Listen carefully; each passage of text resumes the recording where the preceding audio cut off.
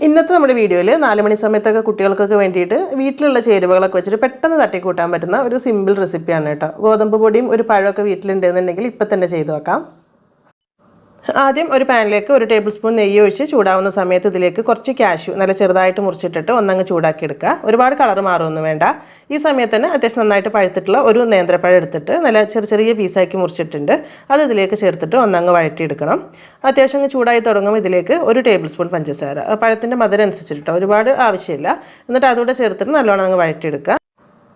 പിന്നെ ഇതിൽ പഴം ഇടയ്ക്ക് ഇങ്ങനെ കടിക്കുന്നത് ഒരുപാട് വേണ്ട എന്ന് തോന്നുകയാണെങ്കിൽ ഒരു പഴത്തിൻ്റെ ഒരു പകുതിയൊക്കെ ഇതുപോലെ വാട്ടിയെടുത്താൽ മതി കേട്ടോ. അപ്പോൾ അത് റെഡി ആയിട്ടുണ്ട്, ഒരു സൈഡിലേക്ക് മാറ്റി വെക്കാം. ഇനി ഒരു റോബസ്റ്റ പഴം എടുത്തിട്ടുണ്ട് കേട്ടോ. അതിന് പകരം ചെറുപഴം വേണമെങ്കിലും എടുക്കാം. അപ്പം അത് മുഴുവനായിട്ട് വേണ്ട, ഒരു പകുതി മതി കേട്ടോ, കുറച്ച് മതി. അത് ഇതുപോലെ ചെറിയ പീസായിട്ട് ഒരു ടീസ്പൂൺ നെയ്യിൽ ചെറുതായിട്ടൊന്നങ്ങ് ചൂടാക്കി എടുക്കുക. കുറേ സമയമൊന്നും വേണ്ട, ഒരുപാട് ഇങ്ങനെ കുഴഞ്ഞു പോകണ്ട, അത്യാവശ്യം ചെറിയൊരു ചൂടൊന്ന് തട്ടി കിട്ടിയാൽ മതി. അതും ഒരു സൈഡിലേക്ക് മാറ്റി വെക്കാം. ഇനി ഒരു 1/2 ലിറ്റർ പാലാണ് നമുക്കിതിലേക്ക് വേണ്ടത്, 500 ml. അത് ഒരു പാത്രത്തിലേക്ക് ഒഴിച്ചു കൊടുത്തിട്ടുണ്ട്, തീ കത്തിച്ചിട്ടില്ല കേട്ടോ. അതിലേക്ക് നമ്മൾ നല്ല ഫ്ലേവറിനായിട്ട് ചെറിയ 2 പീസ് പട്ട ചേർത്ത് കൊടുക്കുന്നുണ്ട്. പിന്നെ ഇതിലേക്ക് മധുരത്തിന് വേണ്ടിയിട്ട് ഒരു 4-5 ടേബിൾ സ്പൂൺ പഞ്ചസാര എടുക്കുക. ഒരു 1-2 ടേബിൾ സ്പൂൺ കണ്ടൻസ്ഡ് മിൽക്ക്, അതായത് മിക്സാക്കി നോക്കിയിട്ട് മധുരം വേണമെങ്കിൽ പിന്നീട് എടുത്താൽ മതി കേട്ടോ. എല്ലാം കൂടെ നന്നായിട്ട് അങ്ങ് മിക്സാക്കി എടുക്കുക. ഇനി തീ കത്തിച്ചിട്ട് ഇതൊന്നങ്ങ് ചൂടാക്കി തിളപ്പിച്ചെടുക്കണം. അത്യാവശ്യം അങ്ങ് ചൂടായി തുടങ്ങുമ്പോൾ നമുക്കിതിലേക്ക് ഒരു കൂട്ടി ചേർക്കാനുണ്ട്. ഒരു പാത്രത്തിലേക്ക് 2 ടേബിൾ സ്പൂൺ ഗോതമ്പ് പൊടി എടുത്തിട്ടുണ്ട്. അതിൻ്റെ കൂടെ തന്നെ 1 ടേബിൾ സ്പൂൺ കോൺഫ്ലോറും ചേർത്തിട്ട് ഒന്ന് മിക്സാക്കി എടുക്കുക. ഇതിലേക്ക് നമ്മളൊരു 1/4 കപ്പിൻ്റെ അടുത്ത് വെള്ളവും കൂടെ ചേർത്തിട്ടാണ് കേട്ടോ, കട്ടയൊന്നും ഇല്ലാതെ മിക്സാക്കി എടുക്കണം. ഈ ഒരു ഗോതമ്പ് പൊടിയുടെ ടേസ്റ്റ് ഇഷ്ടമില്ല എന്നുണ്ടെങ്കിൽ മൈദ വേണമെങ്കിലും എടുക്കാം കേട്ടോ. നമ്മൾ ഇത് മുൻപ് ഒരു ഗോതമ്പ് പൊടി വെച്ചിട്ട് ഇതുപോലെ ഡ്രിങ്കൊക്കെ ചെയ്തിട്ടുണ്ട്, പക്ഷേ അത് നല്ല രുചിയുണ്ട് കേട്ടോ കഴിക്കാനായിട്ട്. അപ്പോൾ ഇതുപോലെ പാൽ അത്യാവശ്യം ഒന്ന് ചൂടായി വന്നതിന് ശേഷം ഈ ഒരു മിക്സാക്കി വെച്ചിട്ടുള്ള ഗോതമ്പ് പൊടിയുടെ ഒരു മിക്സ് ഇതിലേക്ക് ചേർത്ത് കൊടുക്കുക. എന്നിട്ട് ചെറിയ തീയിൽ വെച്ചിട്ട് വേണം ഒന്ന് ഇളക്കി നമ്മൾ വേവിച്ചെടുക്കാൻ കേട്ടോ. പെട്ടെന്ന് തീ കൂട്ടി വെച്ച് കഴിഞ്ഞാൽ പെട്ടെന്ന് അങ്ങ് കുറുകി പോവുകയും ചെയ്യും, പക്ഷേ ആ ഒരു ഗോതമ്പ് പൊടി വെന്തിട്ടില്ല, നല്ലൊരു ടേസ്റ്റ് കിട്ടില്ല. അത് പ്രത്യേകം ശ്രദ്ധിക്കണം. അപ്പം ഈ സമയത്ത് നമുക്കിതിലേക്ക് ഒരു നുള്ള് ഉപ്പ് കേട്ടോ, ഒരു ടേസ്റ്റ് ബാലൻസിന് വേണ്ടിയിട്ട് അത് ചേർത്ത് കൊടുക്കണം.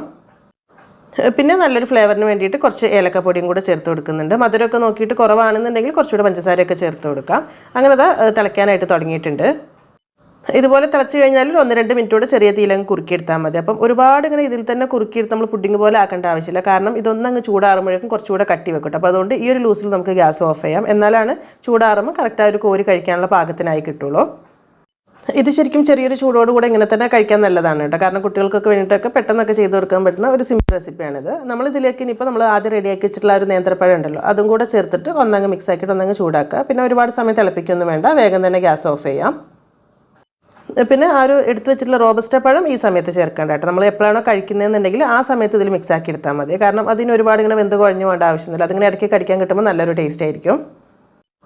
അപ്പോൾ ഇതാ ഇത്ര തന്നെയുള്ള പരിപാടി. മിക്സ് ആക്കിയിട്ട് ഈ ഒരു ചൂടിൽ തന്നെ കഴിക്കാം, ഈ ഒരു ലൂസിൽ വേണമെന്നുണ്ടെങ്കിൽ. അതല്ലാന്നുണ്ടെങ്കിൽ ഒരു ഇത്തിരി സമയം ഒന്ന് മാറ്റി വെച്ച് കഴിഞ്ഞാൽ ചെറിയൊരു ചൂടിൽ കഴിക്കാം കേട്ടോ. അപ്പോഴായിരിക്കും നല്ല ടേസ്റ്റ് ഉണ്ടാകും. അപ്പോൾ നോക്കുമ്പോൾ കുറച്ചൊക്കെ ഒന്ന് കുറുകിയിട്ട് സെറ്റായിട്ടുണ്ടാകും.